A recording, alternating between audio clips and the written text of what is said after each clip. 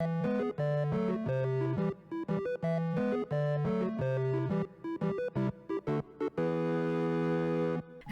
and welcome to Steffoodle. I am, lovingly, Steph. And you know what I found is the best method for actually getting around to tackling big projects I've been putting off? I just rope a handful of my friends into a collab so the self-induced peer pressure takes hold and I have to finish it. This, my friends, is the Valentine's BJD collab. So after you're done watching this video, please go and watch the other videos from my lovely collaborators. BlurredColors Art, JackyOhhh, Claudoll, Moonlight Jewel, Harley's Dollhouse, and I Could Do That DIY. I am so excited to get to work on this doll, so without further ado, I give you a box. This box contains a 3D resin printed BJD garage kit I ordered just about 2 years ago from Frappzilla Studio as a part of their Dandelion Bloom series. It arrived later in 2021, and other than filming a mini unboxing on Instagram, it has sat on my desk since then, taunting me. Here are all the elastics and magnets, along with some supplies to make a wig cap. This is the head cap and the faceplate. I love the little moon in the head cap, and she has the sweetest face. She's the Asteria Foxglove sculpt, by the way. These are her tail pieces. You can see all the lovely little heart detailing, and her ears with little hearts too. Her tiny torso, she's got a little star belly button. And these two bundles contain the rest of the pieces for the arms and legs, one for all the right pieces and one for all the left pieces. She even has little stars in her ankles. She comes with 2 hand poses, open and fists. I ended up going with the open hands. She also came with this little card with adorable artwork. As this is a 3D printed kit, there's a lot of finishing to do, so I put on my respirator and got to work. I wet sand all of the pieces with various grits of sandpaper, starting with the coarsest, around 800 or 1000, and moving towards the finest, 2000 or 2500. This is to smooth out the print lines and remove any blemishes left from the supports. This took a very long time, and I had to take frequent breaks so I didn't wreck my wrist entirely. After that was done, I gave all the pieces 2 coats of Mr. Super Clear UV Cut Flat. Then I carefully glued in the magnets.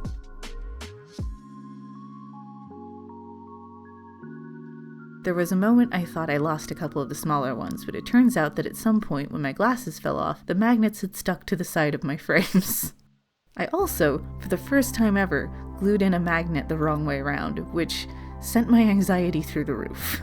But with a mix of acetone, gentle prying, copious swearing, and only some minor chipping on the head cap, I managed to fix it. I strung her using the guide video on Frappzilla's YouTube channel, which I will link below.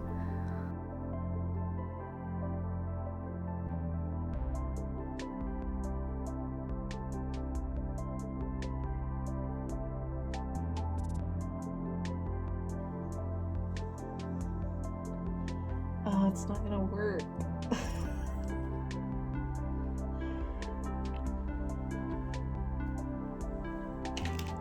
Too big. I ended up doing most of it off screen because it was so fiddly.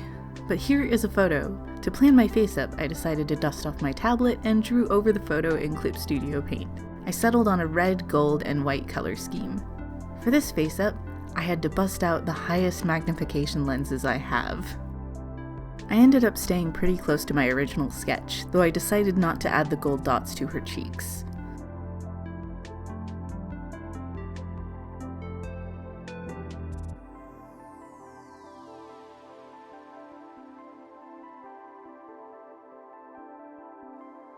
As with my fashion doll customs, I work in layers, spraying on a new coat of Mr. Super Clear when I need to. Usually, it's when I can't build up any more pigment. Here, it was mostly to save my progress along the way.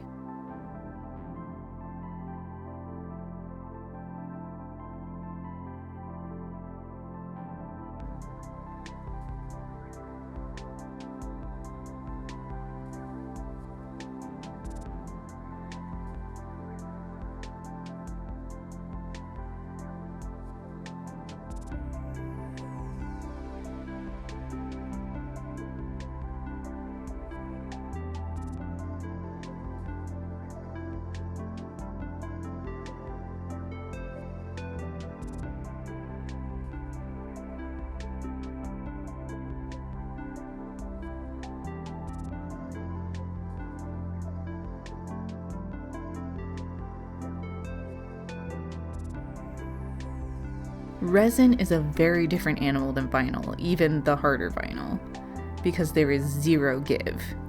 I ended up leaning more on my brushwork because of this. And I'm not gonna lie, because she was so tiny as well, I was pretty much screaming, crying, throwing up in my head the entire time I was working on her. It was really stressful. But I'm really happy with how the face-up turned out, and I think it really helped that I sketched out a plan beforehand. I might try and do that more in the future.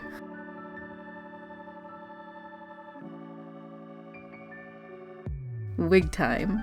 I used the cloth provided in my kit to make a wig cap. I cover the doll's head in cling film, then add the fabric and secure it with rubber bands. I pull the fabric as taut as I can. Then I add several layers of tacky glue to the fabric.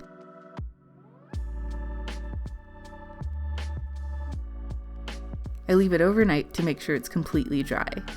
The next day, I cut the wig cap down to size and begin gluing on the wefts. They're made out of white acrylic yarn that I brushed out and straightened. I glue the wefts in a circular pattern around the head, making sure to cut the fringe each layer as it's easier to handle that way.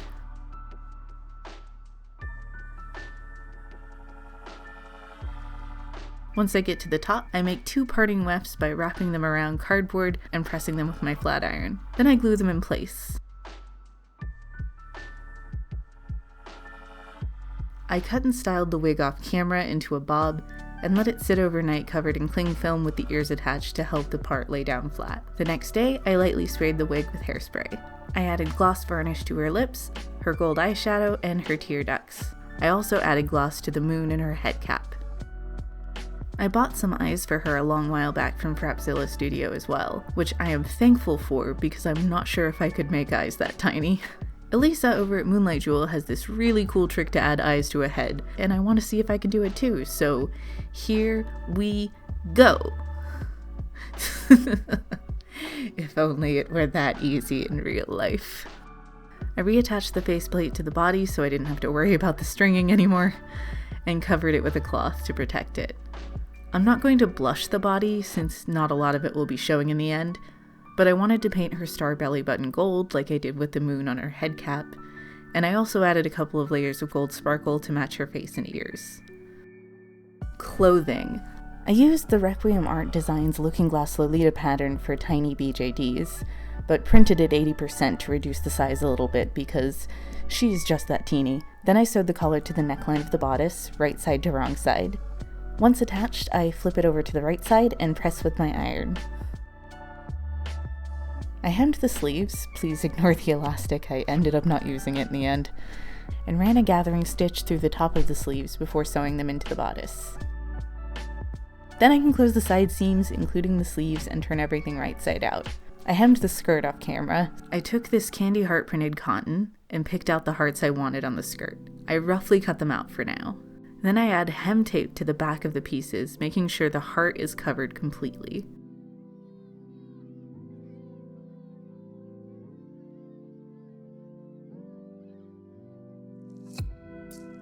I put some baking parchment on top and press with my iron.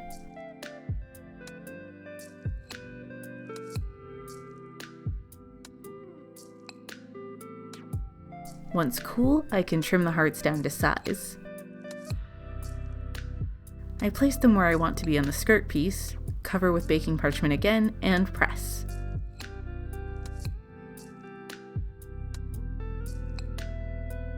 And now the hearts are stuck to the fabric. It's like making my own iron-on transfer. Since I ended up reducing the size of the pattern, I trimmed the skirt to match. I gather the top of the skirt and sew it to the bodice, good side to good side.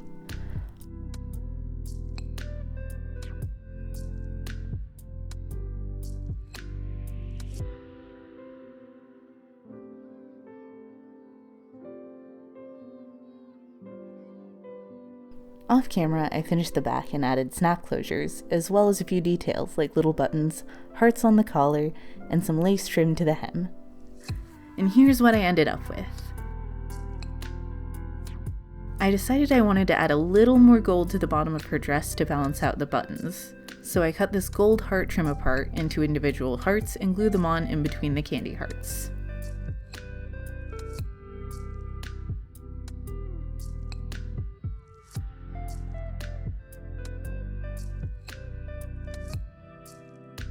I made a bow for her hair to match her dress, using red ribbon and a gold heart. I attached it to her wig with hot glue.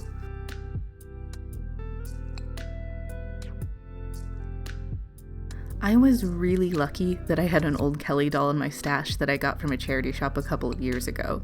Her shoes fit this little BJD perfectly, which is good because I was kind of losing my mind at this point trying to figure out how to make shoes. I cut off the ankle strap just to make them easier to put on and take off. I painted them red and then painted the soles brown. I mixed the acrylic paint with matte Mod Podge to make sure it would stay flexible.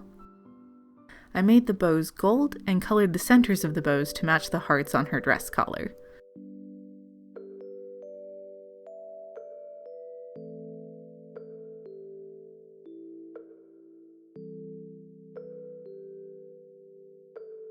Then I gave the shoes a coat of matte Mod Podge to seal them in, and I added gloss varnish to the bows. I could call it there, but I watched a My Froggy Stuff video a little while ago in which Toya makes the sweetheart purse out of craft foam, and I just had to make one for this doll. I made my templates and cut them out of foam. I also grabbed some chain, jump rings, and small pieces of ribbon. I drew XOXO on one of them, as I wanted to include that somewhere in her design but hadn't yet. I did my best to glue it all together, but mine did not look as clean as Toya's. But I didn't give up. I covered the messy sides with red ribbon.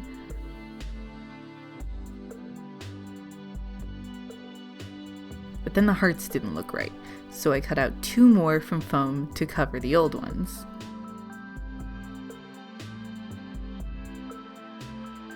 I repainted the XOXO and decided to add a gold border to the hearts.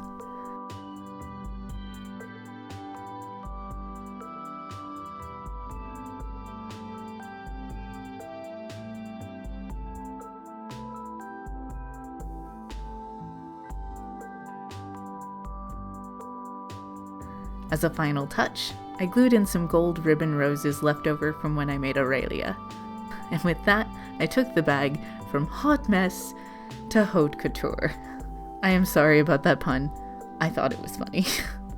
I'm really glad I was able to turn it around in the end though. So now we have the doll, her dress,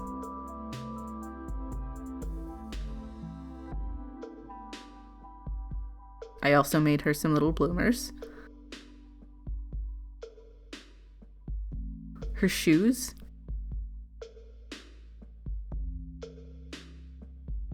and her bag.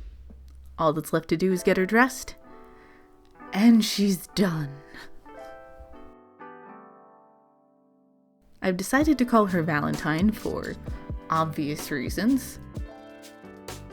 Putting her together has been a chaotic and sometimes fraught process as I'm still going through it a bit with life stuff at the minute, but I think she turned out super cute.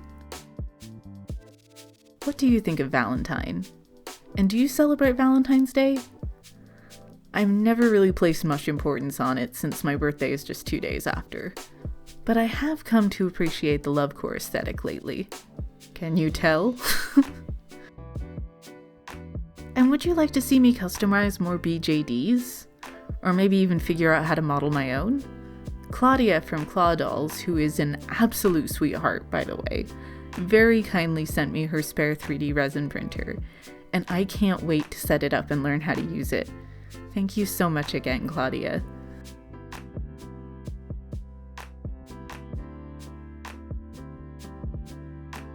And a big thank you to all of my lovely friends who created Valentine's inspired dolls with me.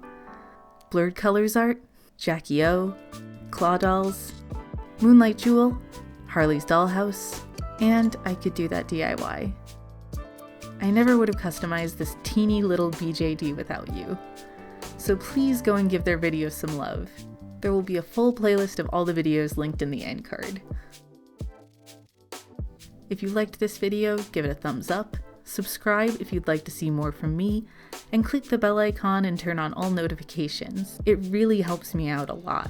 All my social media will be linked in the description box. I'm most active on Instagram, and I've been dipping my toes into streaming on Twitch lately. I just play games at the minute, but I'm saving up for a second monitor so I can do art streams as well. And if you really like what I do and you want to buy me a coffee, you can either click the super thanks button below this video, or you can find a link to my Ko-fi tip jar in the description box below.